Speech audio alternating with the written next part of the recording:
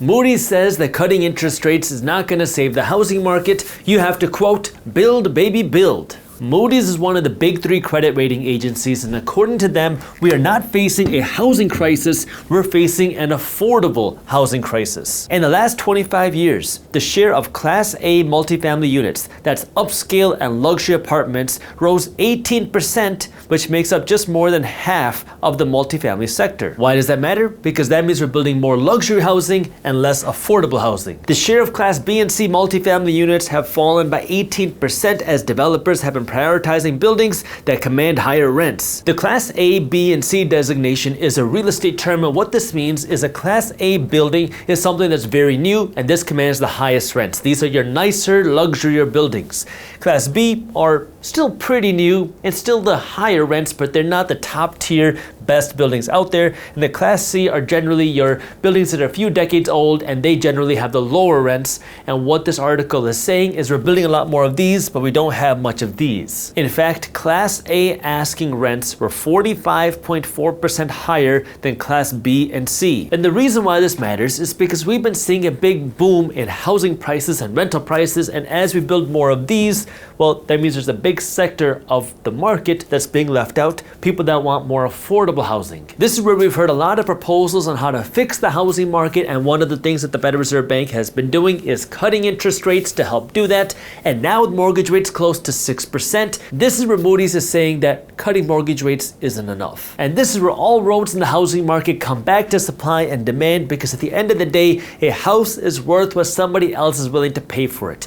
And what influences what somebody else is willing to pay is none other than supply and demand. When you have more supply than demand, when you have more sellers than buyers, this pulls home prices lower. When you have more buyers than sellers, this pushes home prices higher. And now when you cut interest rates, this can impact demand because lower mortgage rates make more people feel like they can afford the home, but it can also influence supply. According to Redfin, more than 3/4 of homeowners have a mortgage below 5%, while nearly 6 in 10 homeowners have a mortgage rate below 4%. So if almost 60% of homeowners in America today have a mortgage rate of under 4%, let's call it 3.5%, you don't want to sell your home and then have to go out and take an 8% mortgage. But as mortgage rates come lower, then it seems less as a daunting task, because going from a 3.5% to a 6% mortgage is less scary than going from a 3.5% to an 8% mortgage.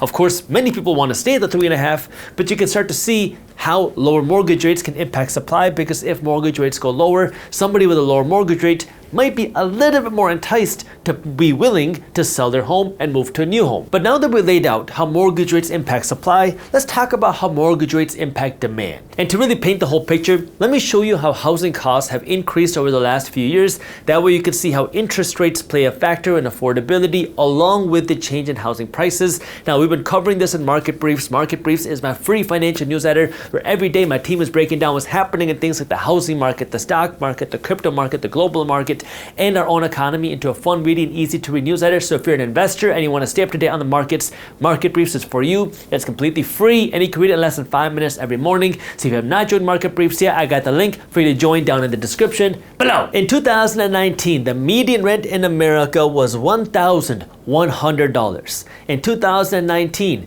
the median price of a home sold was $258,000. In 2019, the median household income was $68,700. But let's see how these numbers compare to 2024. In 2024, the median rental price across the country is $1,750, which is an increase of around 59%. In 2024, the median home in America is now $426,000, which is an increase of about 65%. And in 2024, the median household income in America has jumped up to $80,610, which is an increase of around 17%. So household income has grown, but it has not kept up with rent prices, and it has not kept up with housing costs.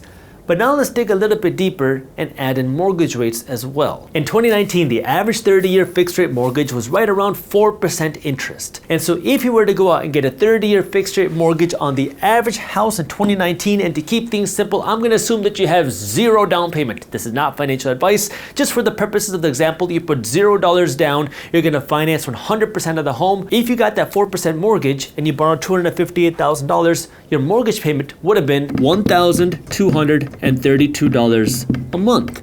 Now let's compare that to 2024. In the beginning part of 2024, the average 30-year fixed rate mortgage was around 8% a year. So now if you went out and you financed 100% of this house, $426,000 at 8%, that means that now your monthly payment on this average home would be $3,126 a month. At the time of me recording this video, you can get that 30-year fixed rate mortgage closer to 6%. So if you borrow the same $426,000 at 6%, now you're paying $2,554 a month. A whole lot cheaper than where you were just a few months ago, but quite a bit more expensive than where you were 5 years ago. And the reason why this matters is because incomes have grown, but they have not kept up fast enough to keep up with rental costs, housing costs, or the growth of mortgage payments. Going back to the topic of this video, this is why Moody's says that cutting interest rates is not enough. Sure, cutting interest rates can make buying a home a little bit more affordable on the demand side because your mortgage rate can go down, but because of the big run-up that we've seen in prices, we need more supply of affordable homes in our market today, which means we need more people building homes, especially homes that are not necessarily luxury homes. And this is where we have to take a look at builders. And more recently, now that interest rates have begun to fall, we have seen a rise in builder sentiment across the country. Now, the reason why this matters is because builder sentiment is, do I feel confident as a developer, as a home builder, to go out and build a neighborhood or to build an apartment complex? Because if I don't feel confident in the economy or the housing market, I'm not gonna build a home. And if I'm not building a home, then the supply of homes get hit. And we've been seeing a lower builder sentiment for a long time, especially with the higher mortgage rates, with the risks of a recession. And so now what we're seeing is builder sentiment is starting to rise again, which could entice some builders to want to go out and build. But the problem is, what are they going to build? Is it going to be more of the higher end housing? And how much are they going to build? This is where what's happening in November, the election, is important because we have two political candidates, both of them who are talking about how they can incentivize a solution to the housing market, where we might see more incentives for builders, we might see more grants to home potential buyers.